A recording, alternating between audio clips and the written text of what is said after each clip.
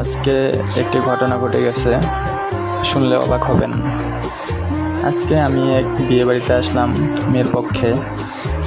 বিয়ের কার্যক্রম শেষ হলে মেয়ের শ্বশুর বাড়ির উদ্দেশ্যে রওনা হই। ব্রাহ্মণবাড়িয়া থেকে মেয়ের শ্বশুর বাড়ি কুমিল্লা নবীনগরের দিকে। ভাই রে ভাই, এত সুন্দর রাস্তায় ঘাট, এত সুন্দর ওয়েদার আমি আগে কখনো দেখিনি। আমি ড্রাইভ করতেছিলাম, তখন মনে হলো একটি ভিডিও নিই, কিন্তু সে সৌভাগ্য আমার হয়নি।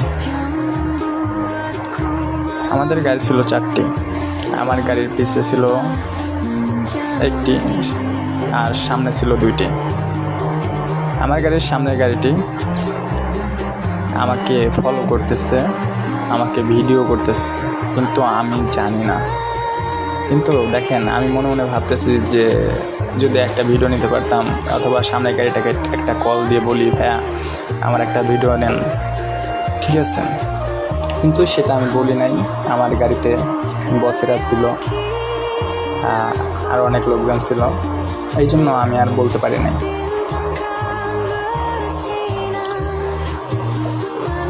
তাই একটা কথা বলতেছি যে মন থেকে কিছু চাইলে সেটা অবশ্যই পাওয়া যায়। আপনি খাস দিলে খাস মনে একটা কথা বলবেন, আল্লাহ